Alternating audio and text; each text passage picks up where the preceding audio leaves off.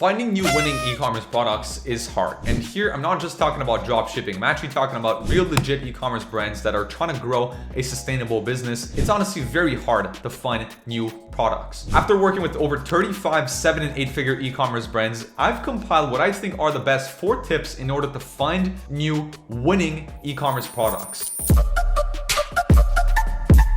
My name is Justin, and I'm the founder at Wizo Media, an e-commerce marketing agency specializing in elevating thriving brands by simplifying e-commerce growth. So for this first tip, which I'm just gonna say already what it is, it's about following trends. I want to take the example of one of our jewelry clients that we've been working with for a while. So if you're watching this and you're running a jewelry brand, you probably already know this, but the products that sell the most for most woman-based jewelry brands are rings. Every woman jewelry brand that we've worked with, they sell rings more than any other products, than chains, bracelets, anklets, and more. Now, with that said, rings are what gets the cash in the door. And I recently watched this podcast from the guys at Obvi, which I thought was very interesting. They were talking about building products for LTV, which essentially there are products that you have that are going to be cash heavy on the forefront. So basically that they get you a lot of cash, they get you a lot of customers, and people want to buy that product. So this is a great product for acquisition, but it might not be great for LTV. What you might notice is that people buy that product,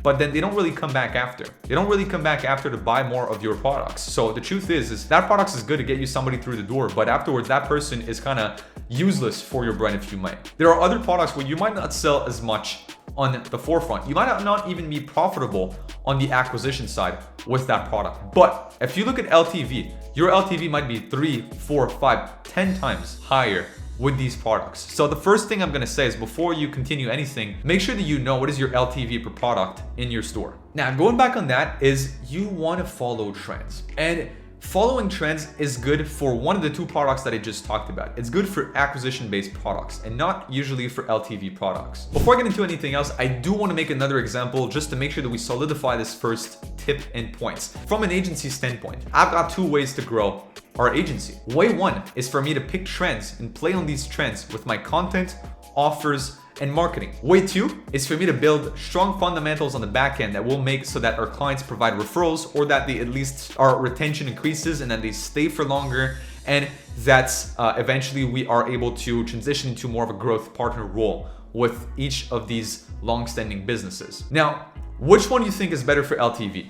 Option 1 or option 2? It's obviously option 2, right? If I build for retention, if I build for referrals, and if I build for growth partnership, my LTV goes through the roof. But does that get people through the door? Am I giving people what they want by doing that? Most likely not, right? I need to play with trends. I need to speak about TikTok. I need to speak about UGC. I need to speak about creatives. This is what's trending right now at the time of recording this video. I need to talk about AI, right? I'm playing with trends in order to get someone through the door, so that once they get through the door, then we give them what they need. There's this analogy that I heard from Alex Hormozi, which was about the ham and the garlic, which it's a story essentially of a little kid who had to look after its dog. And then basically his dad was like, look, if you want a dog, you have to take care of it. And this is your entire responsibility. Kid was like, all right, good, perfect, I got it. Then one day the dad was gone, and then the kid realized that the dog had a lot of ticks. And then he went inside back to his grandma. He was like, grandma, what do I do? What do I do? Like, dog has ticks. Like, father, it's not gonna like that. I need to help the dog. She was like,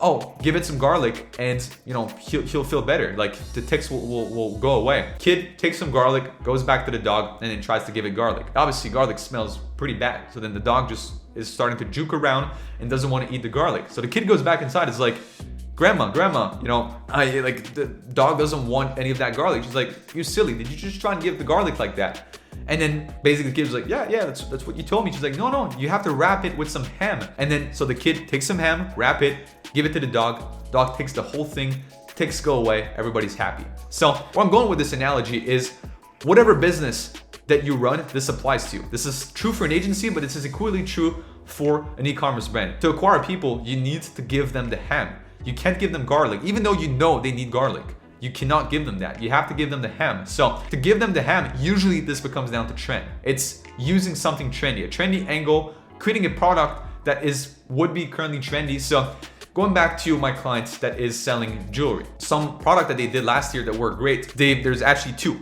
One of them was about, they were playing with like the horoscope and like zodiac sign. They did something along that line. This is very trendy back then, right? We're kind of going back into an era where zodiac signs, astrology is like something that's like pretty trendy right now. So is that really what they want to sell? Not really. Like they're not really about that. They're about a lot of other products that they have that are, in their opinion and also in mine, are better. But with that said, this is how they got people in. So my first tip is you gotta give your clients the ham. You gotta give them what's interesting, what's trendy, and that will be purely for acquisition reasons, not for LTV. If you wanna build for LTV, then you'd have to focus on, as an example, complementary products or replenishable products, which leads me into my tip number 2, is once you've got those trendy products, which again, this is how you find a winning product, is you look at trends. You literally look at what is current trending. You open up Google Trends, you search for terms, or a great way also is you open up Twitter, you look at trending topics, and then you literally see what are people talking about, right? What are people currently talking about, and then you use that. Obviously, probably everybody at this point watching this video has heard of Andrew Tate. Like if you've heard of the guy, when he first started popping off, I was seeing like 3 or 4 brands killing it by selling similar style of sunglasses that he had. They were calling them like, I think the top G glasses. And that was like making a killer back then. And there was like this, one of them was like an actual legit eyewear brand that just launched one new product to capitalize on that trend, to get people in the door and make it work. What we did recently with one of our t-shirt brands in the US, we built something for the Super Bowl, which got a ton of new clients. And that was again playing on the Super Bowl angle, which now those customers are probably gonna come back because like you've acquired them. So that's now you wanna focus on building complementary products. So this is again, tip number 2 is build products that you can sell and build a journey with those, right? If you're selling a t-shirt, then get some leggings. If you're selling a cap, then potentially get, I don't know, some sunglasses. Like there's so many different ways that you can go about this, but make sure that you've mapped out your entire customer journey. When somebody comes through your funnel with one of these one-time or trendy products, or even through one of your hero products, make sure that they are being put into an email sequence that is customized for what they've bought. Talk to them in the language of somebody that bought their products. Feel what somebody who bought that products feels. And speak to them in a language where why would that person need or want to look at these complementary products, and bundle them up together if you need to do so. And heck, you're probably gonna have a better AOV by doing so. Now, my third tip is you first wanna focus on branding over necessity, but if you can add necessity, then it's even better. I often talk about the fact that most of the time, 99% of e-commerce brands, people don't need your products. It's not something they need in their life. Like, to be quite honest, any of the fashion brands out there, people don't need you.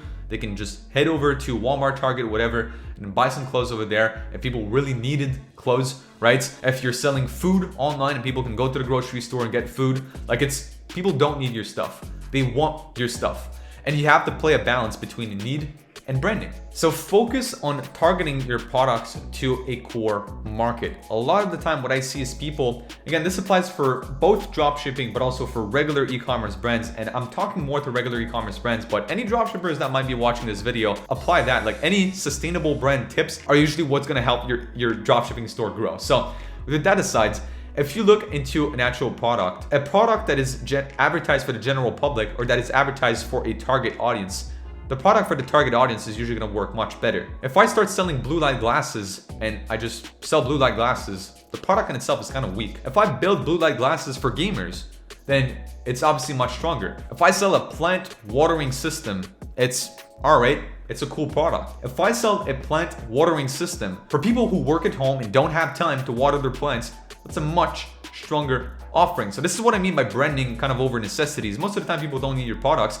It's about like narrowing down your targeting and creating a brand around a specific target market and kind of just going ham at that market. My fourth tip, which is probably an obvious one, is market opportunity. Do people actually want what you're selling, or is that more of a need? Again, if you're trying to sell the garlic, it might be a need. People actually really need that, but they might not want it. And for as long as people don't want what you're selling, they're not gonna buy it. This is the unfortunate reality of most businesses, is you know deep down what your customers need. You did research and the stats tell you what your customers need. You know you can help them. But if somebody doesn't want help, as you've probably seen within your personal life, there's no way to help them. So you gotta look at the market. Now, the reason I haven't covered any tools in today's video and I'm talking more about concepts is because I just assume that most people watching this are smart enough to use Google. Most of the time, if you just Google product research or trending topics, or you're gonna find what you need, right? You're gonna get the tools. It's the same concept as saying, if I give you a fish but never taught you how to fish, you're not gonna be able to fish the next time around. So if I just show you tools and don't really teach you the actual concepts, you're never gonna actually be able to continuously find winning products. So with that said, you can just also Google TAM, so total addressable market, and you can search for different industries, and that should already tell you enough about the market that you're trying to go into. So with that being said, in the description down below, I'm gonna leave a link to our free Facebook group where it's filled with e-commerce brand owners just like you or marketers within the e-commerce space. Within that group, you're one of the first to know about these upcoming videos. I also did, as an example, last week, an over 30-minute live just for the group members. And we also did a giveaway just for the group members. So a lot of stuff is happening for people within that group, so make sure that you join that in the description down below. And on that note, check out other videos on the channel for some more useful e-commerce marketing tips, and I'll see you guys in the next video. Peace.